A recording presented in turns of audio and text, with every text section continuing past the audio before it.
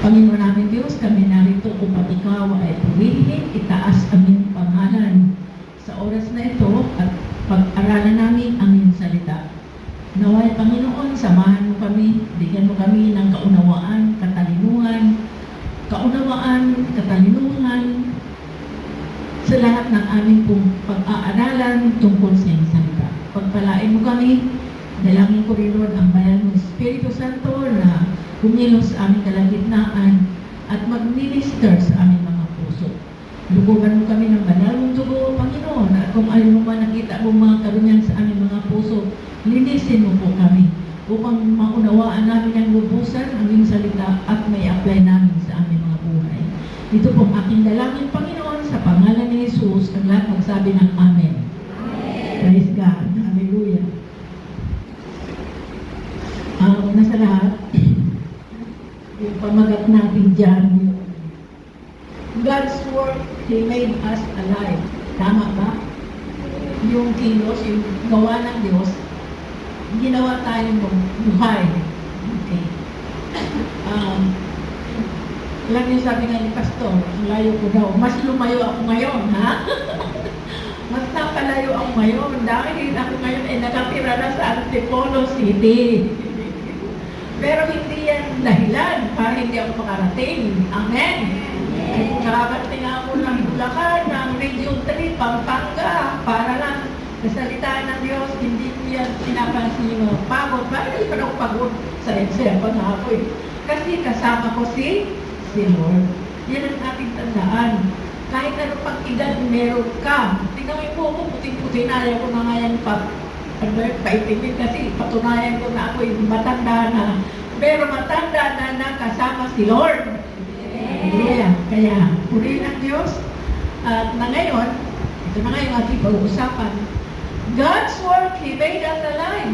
In Ephesians chapter 2, verses 1 to 10. Ay, mali. Okay. Sabi nga dyan sa ating binasa kanina, no? Kasi quote English yan, no? Pero sino may dalang Tagalog sa inyo na Bible? Okay. Buksan niyo mga Bible ninyo kasi yun ang kailangan natin. Huwag sa cellphone sa Bible. Okay, sa Tagalog, Ephesians chapter 2. Para naman, huwag na natin makalimutan na dati tayo magdadala ng Biblia, ang lalaking pangano, di ba? Hawak-hawak natin.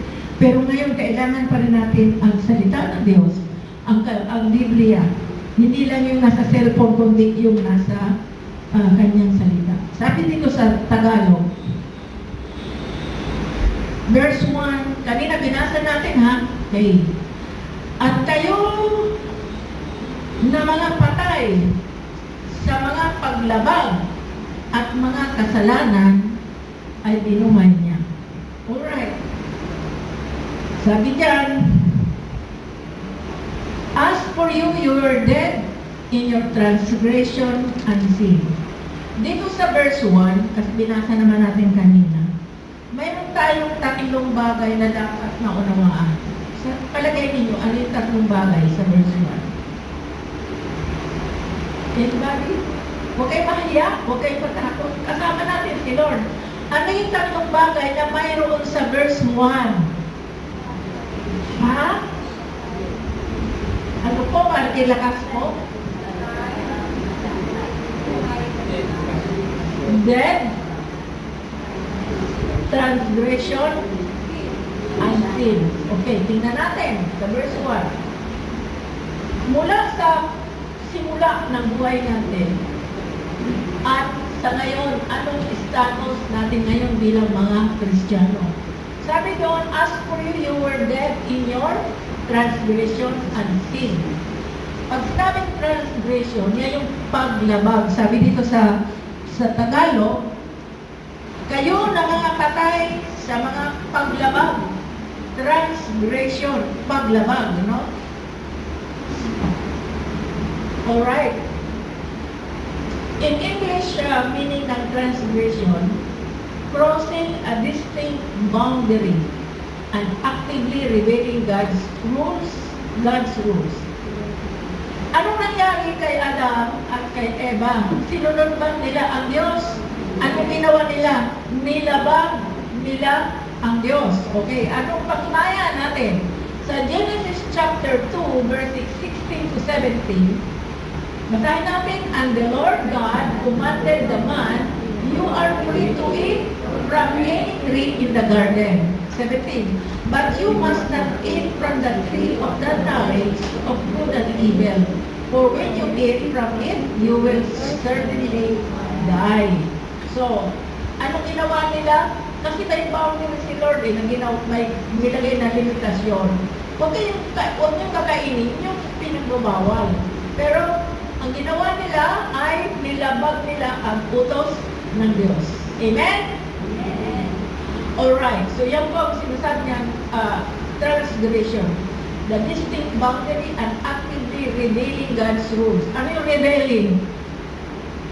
Rebellion. Rebelde. Diba?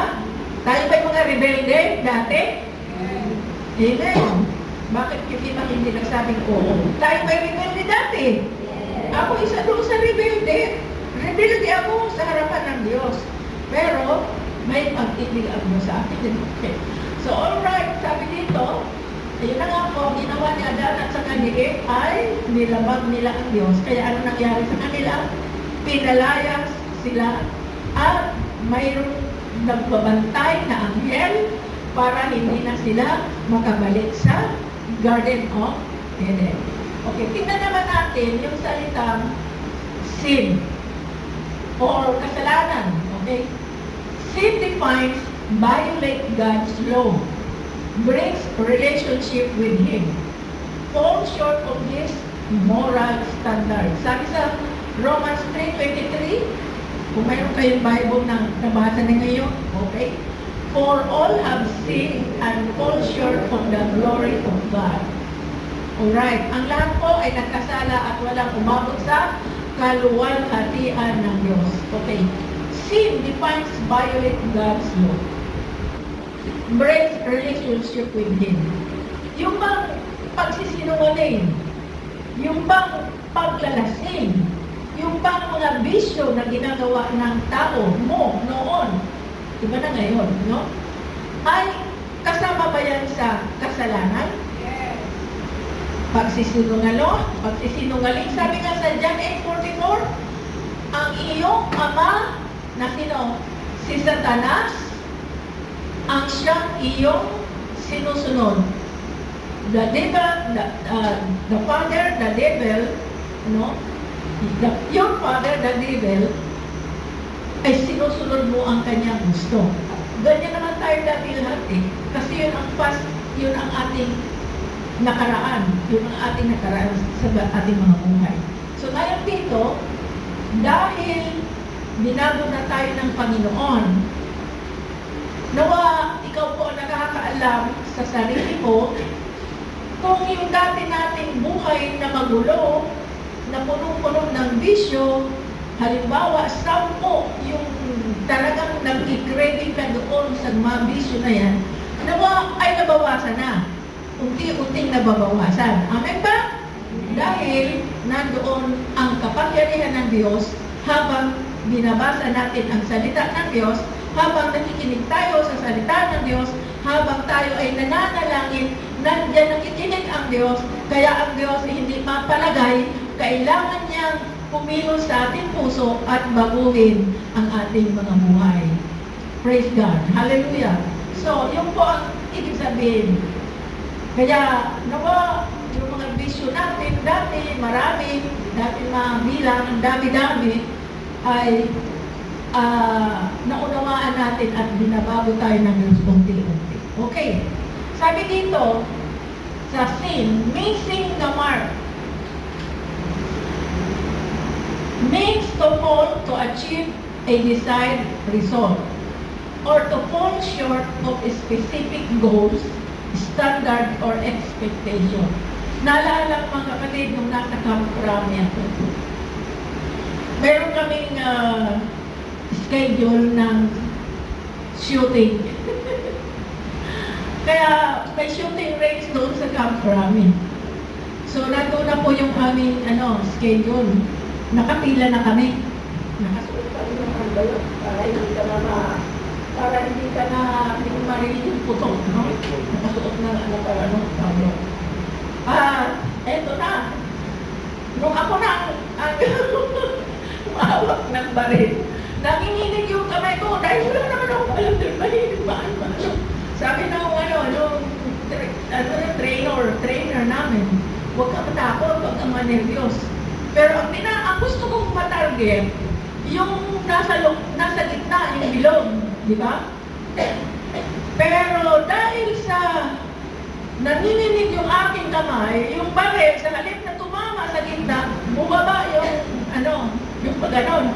Kaya tumama sa baba. So, na-miss ko ang gitna. Hindi ko tinamaan ang target point. That is called missing the mark. Tama? Alright, another example ng missing the mark. Sino dito yung archer, yung anong tawag sa Tagalog? Panama. Di ba may target din? May tinatarget din, di ba? Yung gitna. Alright. Pag para mo, o anong tawag, di ko na alam yun. Pag para mo, pinitawar mo, hindi na naman tumama doon sa gitna. So, yun na naman ay tinatawag na missing the mark. Ano ba ang goal ng Diyos sa buhay natin? Ang goal ng Diyos sa buhay natin ay makasama siya. Ang layunin ng Diyos sa buhay natin ay magkaroon ka ng buhay na walang hanggan. Pero bakit hanggang ngayon, marami mga Kristiyano na lumalabag pa rin. Pero ang Diyos talaga, tandaan natin na ang goal ng Panginoon ay maabot natin ang kanyang mga kalooban, plano niya. Makarating tayo sa langit, di ba? Sabi nga ni Pastor, mga nagtuturo, yung rapture. Marapture ba tayo? Makakasama kaya sa rapture? Ikaw lang nakakaalam yan at ang Panginoon. So dito sa ating pinag-aaralan, so missing the mark, alright. So itong expectation natin, na goals natin, or standard ng Panginoon, nawa ay matupad natin. Ano ba ang standard ni Lord? Diba? Ano ba yung pamantayan ng Diyos sa buhay natin? Ay siyempre sumunod tayo sa kanyang kalooban. Sabi mo, bakit hindi ko masunod-sunod yung gusto ng Panginoon?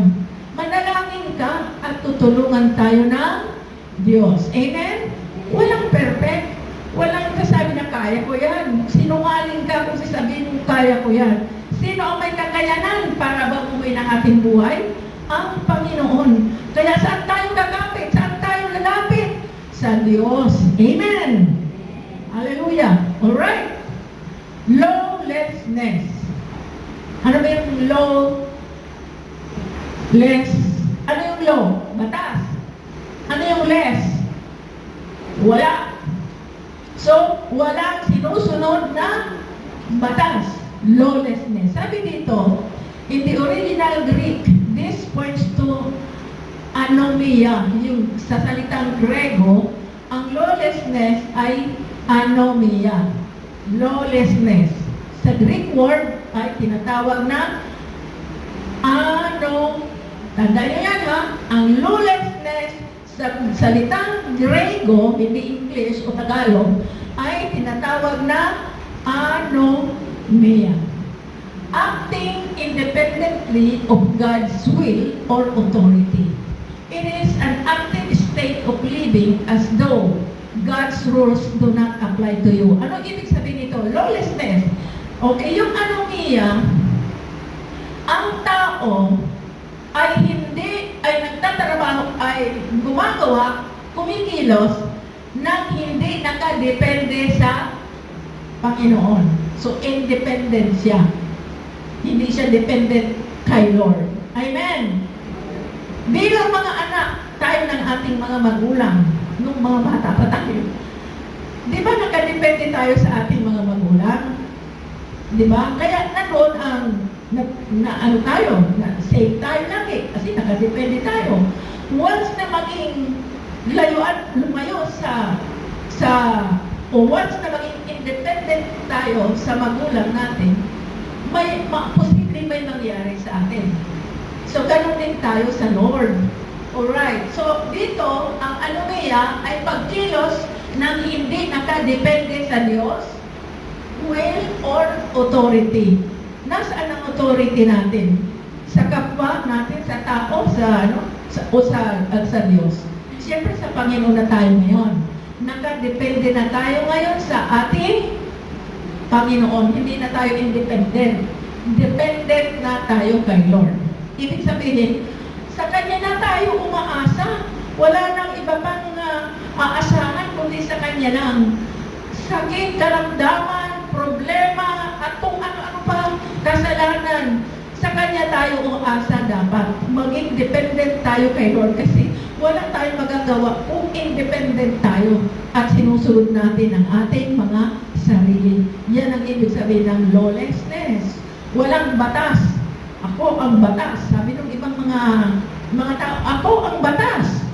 O ikaw ang batas, di bahala ka mapahama. Ay kung ang batas mo ay sumusunod tayo sa Diyos, siguradong nasa tamang lugar ka, nasa tamang direksyon ng ating buhay. Praise God! Amen! It is an active state of living as though God's rules do not apply to you. Ibig sabihin, aktibo siya ng nabubuhay pero ang rule ng Diyos ay hindi ina-apply sa buhay. O di ba ganyan tayo dati?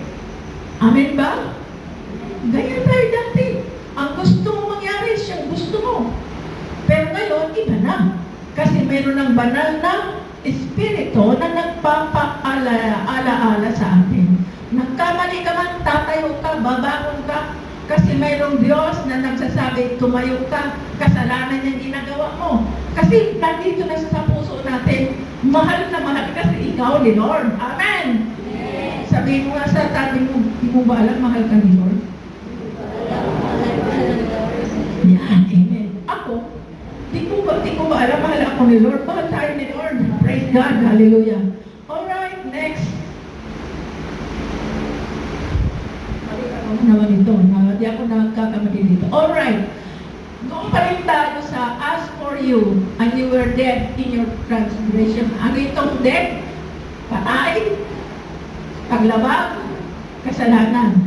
When we say dead, ito ba yung physical death?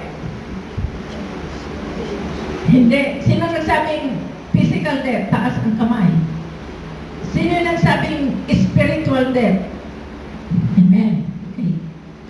It means spiritual death. Sin is the root of spiritual death. Kaya mayroon tayong kamatayan spiritual dahil ang ugat nito ay nanggagaling sa ating kasalanan. Kung ang ugat na nanggagaling ay kasalanan, ano ang pag-asa mo makarating sa langit? Ay di wala. Amen? Dahil ang kamatayan spiritual ay ang paglayo, paglabag, pagiging makasalanan sa harapan ng Diyos at hindi pag-apply ng kanyang salita sa kanyang buhay. So, dito, death, it means spiritual death. And sin is the root. Alam mo yung root, di ba, ugat? Di ba? Paano nabubuhay ang puno? Siyempre dahil sa ugat, di ba? Alright. Sin is the root of spiritual death. Okay. Pero sabi doon sa verse 4, but because of His great love for us, God is rich in mercy, made us alive with Christ, even when we were dead in transgression. It is by grace have been saved. Anong mayroon dito sa verse 4? Anong mayroon? His great love for us. Ano pa? Who is rich in mercy? Sino ang rich in mercy? Si si Lord. Amen. Anong ginawa niya dahil sa kanyang great love for us? Yung tinatawag na God's grace or awa or biyaya ng Diyos. Alam ba ninyo na nabuhay tayo hindi dahil sa gusto mo, hindi dahil sa pagiging independent mo. Nabuhay tayo, binigyan tayo ng grace or awa dahil sa pag-ibig ng Diyos. Kaya ito ngayon na nangyayari sa atin. Nabubuhay tayo because of His grace and you have been saved. Sa kanyang biyaya, tayo ay kanyang niligtas. Amen! And God raised us up with Christ, seated us with Him in the heavenly realms in Christ Jesus. Okay. Sabi dito sa verse 5, He made us alive. He offers salvation. Okay? Sabi ito, made us alive with Christ even when we were dead in transgression. So, ang ibig sabihin, tayo ay binuhay, He offers, anong kanyang in-offer para mabuhay tayo? Ang kanyang kaligtasan. Sa papaanong paraan, He performed His resurrection in believers. Ang kanya ginawa doon sa krus, sa Kalbaryo, ang siya naging dahilan para tayo ay maligtas. And then, ano nangyari? God performed resurrection in believers. Pag sinabing resurrection, paano nag-resurrect si Lord? Nag-resurrect na lang ba siya? Gano'n na lang? O di ba namatay muna siya? Pinahirapan, itinapong sa krus, at pagkatapos ng 3 araw ay muling nabuhay. Yun ang dahilan kung bakit tayo ay binuhay na muli. Hallelujah. Alright. Sabi dito, God performed His resurrection in believers, changing them from the state of spiritual death. Pag sinabing spiritual death, yung na separation from God because of our sin. And to a new spiritual connected to Jesus. Are we connected na? Ba? Connected na ba tayo kay Lord? Yes. Spiritually alive na ba tayo kay Lord? Yes. Hallelujah! Palapakan mo si Lord! Oh, thank you! Praise God! Hallelujah! Para maging bagong at konektado na tayo kay Jesus. Okay. Sabi sa verse 6, and God raised us up with Christ. Alright. Sabi dito, God raised us up with Christ. Ibig sabihin, to be raised us up together, or ito na naman, another Greek word, synegero. Synegero means raised up from the dead.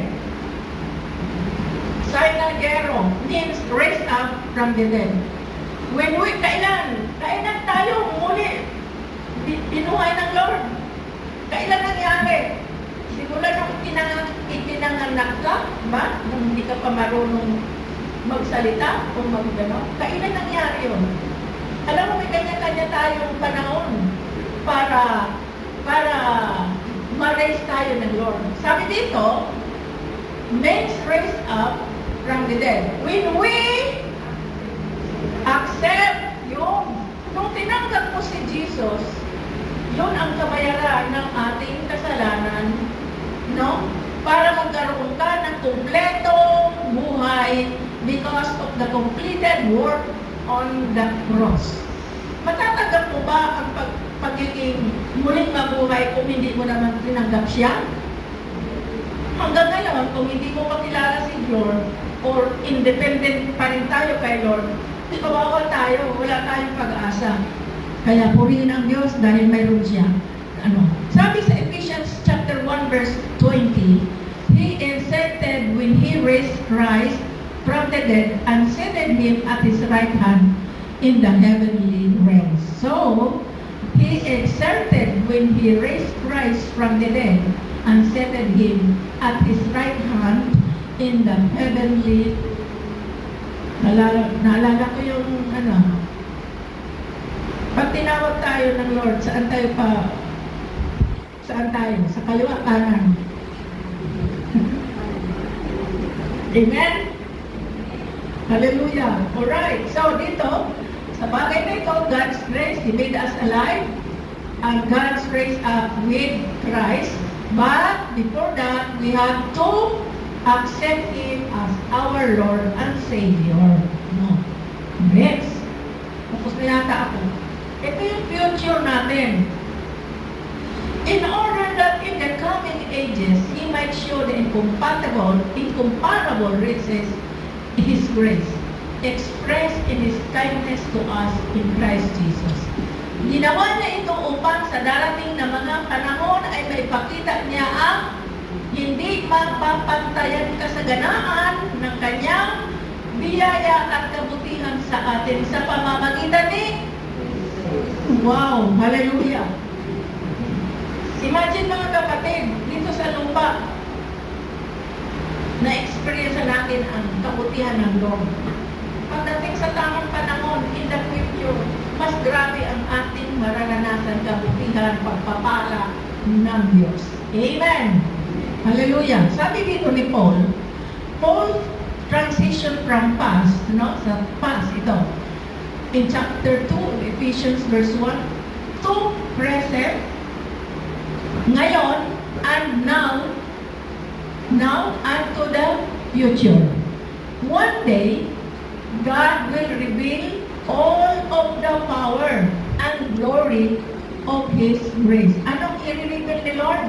Ang kanyang lahat na kapangyarihan at kaluwalhatian at kanyang biyaya. Ephesians chapter 1 verse 19. Paul mentioned the immeasurable greatness. Pag sinabing immeasurable, nasusukat ba yun? Pag tumingala kayo sa langit, nasusukat ba niyo kung gaano kalaki ang langit? Hindi, kasi mayroon pa doon. Amen? So, immeasurable ang kanyang greatness. Sabi nga sa awit, how big is God? How big and wide His vast domain. Diba? Kaya immeasurable talaga. Immeasurable greatness of God's power towards us who believe. So, mayroon pa rin condition. Those who believe in Christ, meron tayong immeasurable greatness in the future. Amen? And those who do not believe in Christ, saan pupunta? Immeasurable din yun. Meron doon sa hell. Amen ba? Ay grabe doon. Sunog. Napubuhay ka doon na nasusunog katawan mo, pero buhay ka. Pero tingnan mo yung init. Sino gusto pumunta sa impyerno? Pwede na rin bumalik sa dating buhay. Kaya huwag natin balikan ang dati nating buhay para huwag na tayong pumunta sa impyerno. Pumunta tayo doon sa immeasurable greatness of God's power. Amen ba? Hallelujah! Now, He speaks of future. Future ito Pag sinabing future, hindi ngayon. Sa darating. Future immeasurable riches. And God's greatness is clearly beyond human measurement. Both in what we receive now and in what He has promised us for the future. Wow! Grabe talaga si Lord, Ang lahat pala na tumatanggap sa Kanya talaga may plano, great talaga, immeasurable greatness talaga ang mga power. Diba? Hallelujah! Kaya, praise God, thank you, Jesus. Tingnan natin kung mayroon pa. Alright. Because of those immeasurable greatness, ito yung God's part. The God's part is to save us. For it is by grace you have been saved through faith. And this is not from yourselves. It is the gift of God, not by works, so that no one can boast. Huwag mong sabihin na, oy, ako lang, kaya ko yan. Huwag mong sabihin yan, dahil sabi dito, not by works, so that no one can boast.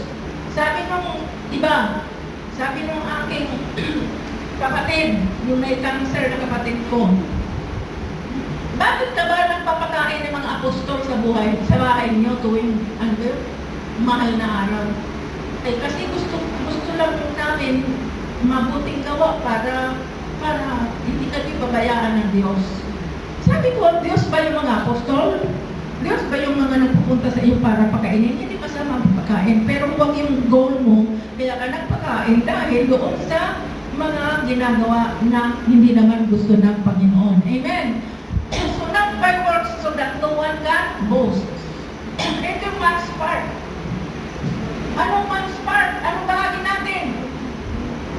To have faith in Him. Alright, magkaroon tayo ng pananampalataya. Yun ang bahagi ng tao. Ang bahagi ng Diyos ay magligtas. Ang bahagi ng tao ay magkaroon ng pananampalataya sa Kanya para makamtan niya ang buhay na walang hanggan, power, at immeasurable greatness, the promises of God. Okay, verse 10. Because of that, ginawa tayong obra maestra ni Lord. God workmanship. Ano ba sa Tagalog, di ba, obra maestra? Pag sinabing obra maestra, nakakita na kayo ng tao marunong mag-drawing. Meron siyang obra maestra na inukukit, dinodrawing, di ba? Kaya tayo, ginawang obra maestra na Lord. Saan tayo inihambing sa kanyang gawa? According to His Genesis. According to His image. Hallelujah. So, according to His image. For we are God's handiwork, created in Christ Jesus to do good works, which God prepared in advance for us to do. So, in the future, kasi dito, God prepared in advance for us to do. Dito, created in Christ to do good works. Maganda yan. Go, itong to do good works, kung mayroon lang kang relasyon kay Jesus. Amen? Pero kung wala ka naman relasyon sa Panginoon, at gumawa ka ng mabuti, wala lahat yan. Nagtumulong sa mahihirap, hindi mo naman kilala si Lord. Tumutulong ka sa mga mahirap, ibigay mo ang lahat ng mga mayroong sa'yo. Pero wala ka naman relasyon kay Lord. Ano mangyayari doon? Bali, wala rin. Amen? Kaya sabi dito, created in Christ. Tayo, for we are God's handiwork or workmanship, created in Christ to do good works which God prepared in advance for us to do. So kung walang Christ, wala lahat yung pinaghirapan mo natin. Amen? Praise God. Hallelujah. So sabi dito sa reminder, each of us is created with a purpose and intentionally by God. Pag sinabing intentionally, talagang intended ni Lord na ginawa talaga tayo. Intentionally. Intentionally. Sabi doon sa Genesis 1, ano ba yun? Tayo ay lumikha ng tao ayon sa ating wangis at larawan. Saan tayo ulang pinipal yung dust, no? Pero hindi yung ordinary dust para tayo ay maging tao. Yun ay special, no? Hallelujah. Kaya, intentionally na tayo ay create ni Lord. At hindi lang yung sinabi, magkaroon ng langit, magkaroon ng lupa, magkaroon ng tubig, magkaroon ng liwanag. Intentionally ni Lord din yun na ginawa. Pero yung ikaw ay create with a purpose, intentionally by God talaga, including our careers. Kaya kung anong mayroong karoon ka ngayon, tandaan mo, God provided it for you. Pero ano ang bahagi mo kay Lord? Na ikaw ikaw nga ay intentionally created by God, kasama ng ating mga career, sa ating mga skills, anong maibabalik mo kay Lord? Halimbawa, ikaw nagtatrabaho. Anong ibabalik mo kay Lord? Sumisweldo ka ng malaki? Nagtatrabaho ka ng talagang grabe ang blessing sa iyo ni Lord? Ano nga na ibabalik natin sa Kanya? Wala lang? Wala lang? Yung mga, ito sabihin ko lang sa iyo, yung mga barya-barya, binibigay mo, samantala, ang laki-laki ng sweldo mo, barya-barya lang, ibinibigay mo kay Lord. Intentional ba yan? O intentional talaga? Pero ang tanong, yung career mo, binilis ka ni Lord. So, anong dapat mong ibalik kay Lord? Kung immeasurable siya, hindi natin lilimitahan si Lord. Amen? O yan, ang mapalala sa atin, mga kapatid.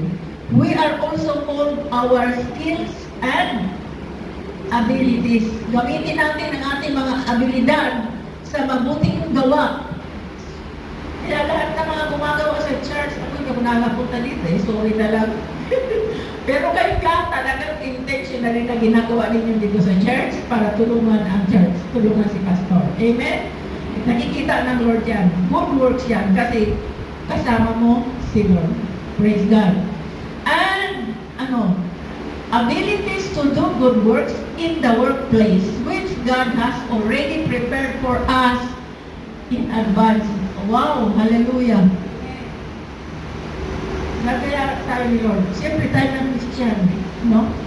God has already prepared for us in advance. In due time, babalik si Lord.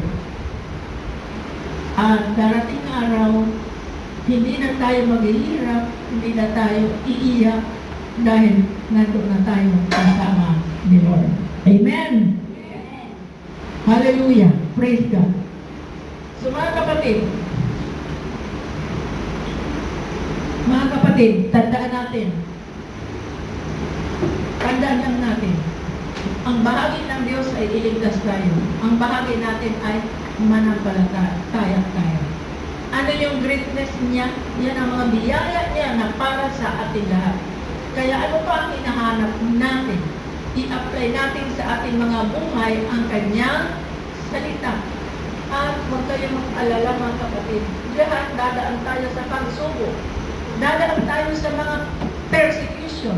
Kung si Jesus tayo tinako sa krus, ikaw nga hindi nang nakapako. Dadaan tayo sa mga persecution, di ba? Dadaan tayo para kasama, mararanasan natin yung mga kapighatian. Pero tandaan natin, kasama natin si Lord. Hallelujah. Ano oras mo? 11. Amen. Hallelujah. Praise God. Mga kapatid, tandaan natin, mahal ka ni Lord. Huwag mong hayaan na mawala yung pagmamahal. Pero nga, sabi nga, kahit na lumalabag ka sa Kanya, mahal ka pa rin niya. Kaya balik tayo kay Lord at maghingi ng tawad at manampalataya sa Kanya. Amen. Pwede ba natin awitin yung Hallelujah to the love chorus? Alright? Hallelujah! Hallelujah! Amen. Ready, go! Hallelujah! Hallelujah! Hallelujah! Hallelujah! Hallelujah! By the blood of Christ is slain. Every tongue, every tribe, every people, every land, giving glory, giving honor, giving praise unto the Lamb of God. Sabi doon, every tribe, every tongue, tribo, walang pinipili si Lord. Hallelujah to the Lamb. Salamat Panginoon. Naunawaan po namin Panginoon ang salita at maging pagpapala sa amin Panginoon ang salita mo na aming naunawaan ngayon na amin po napag-aralan. Pagpalain mo kami lahat, Panginoon. In Jesus' name, Amen.